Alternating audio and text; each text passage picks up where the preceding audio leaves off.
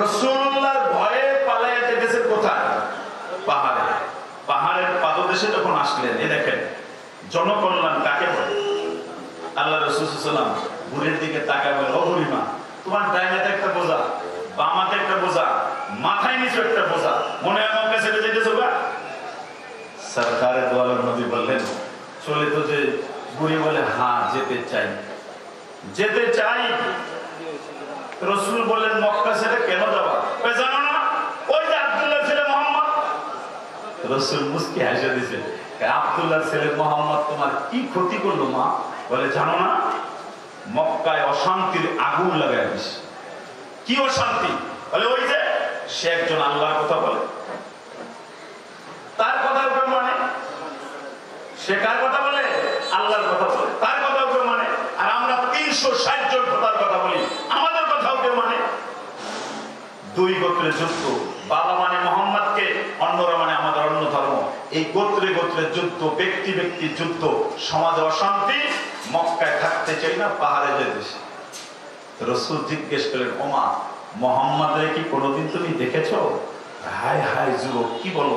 মুহাম্মদের সাথে আমার যেন দেখা না হয়, এজন্যই তো পাহাড়ে যাইতেছে। রাসূল বললেন, কারণটা কি? বলে, হুয়া সাহেব কাদ্দাব, মুহাম্মদ পাগল, জাদুকর, মিথ্যাবাদী, ধোঁকাবাজ, প্রতারক। নাউযুবিল্লাহি মিন যালিক। রাসূল কি আর একটাও? রাসূল মাথাটা নিচু করে বললেন, মা আমি বুঝেছি তোমার মনে কষ্ট, তাহলে তোমার হাতের বোঝাটা একটু আমাকে দাও, আমি একটু পাহাড়ের চূড়ায় নিয়ে তোমারে দিয়ে আসি। বোঝাটা যখন মাথার মধ্যে দিল, রাসূলুল্লাহ বোঝা লইছে। বুড়ি কি নবীরে মহব্বত করবো না করবো না? আসমানওয়ালা বুঝি ডাক দেয়, বুড়ি রে কার মাথায় যে বোঝাটা উঠায় দিলি রে, কারাই যে মহব্বত করলি? আমার হাবিবের মহব্বত যদি কারো অন্তরে লাগা যায়, তো সেই মহব্বত তাকে জান্নাতের উঁচা মাকাম পর্যন্ত পৌঁছায় দেয়। সরকারে দো আলম নবী আগে বললেন, পাহাড়ের চূড়ার মধ্যে যাইয়া মাথাটা বোঝার থেকে নামাইলে, বোঝাটা নামাইয়া জমিনে রেখা আবার পয়গম্বর প্রশ্ন করলেন, ওয়ামা রায়ুকা ইয়া আজুজা, ও বুড়িমা একটাবার প্রশ্ন করতে চাই, মুহাম্মদ সম্পর্কে তোমার মন্তব্যটা কি? করে, যুবকরে পাহাড়ে উঠতেই বললাম, তুমি আবার ভুলে গেলা? জানো না ও তো পাগল, জাদুকর, মিথ্যাবাদী, ধোঁকাবাজ। রাসূল বললেন, বুড়িমা মুহাম্মদের তো দেখো নাই, এই যুবকের চেহারাটা একবার দেখে নাও।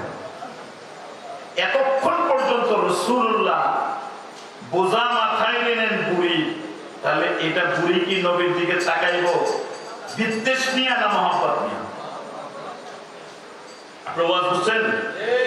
মহব্বতে তাকাইছে, রাসূলের চেহারার দিকে তাকায়া আর চেহারা নামাইতে পারে না, অপলক দৃষ্টিতে নবীকে দেখতেছে।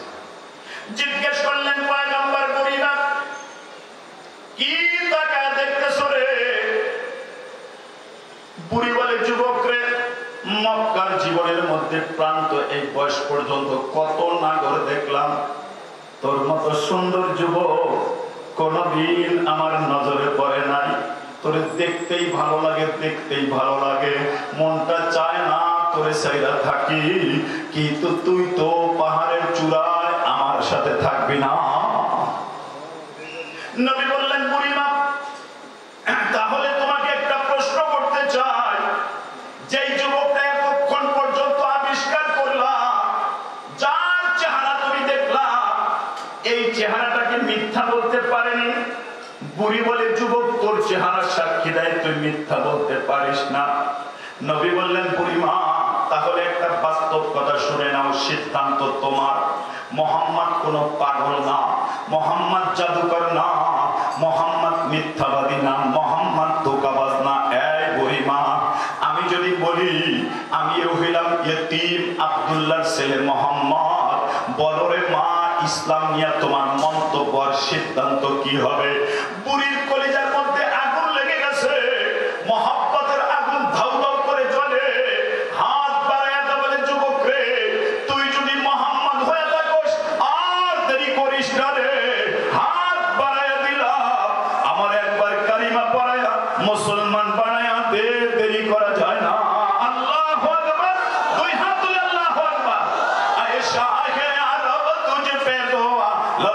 गिरना है, कौनाइन में हर जा तेरी तारीफ थाना है।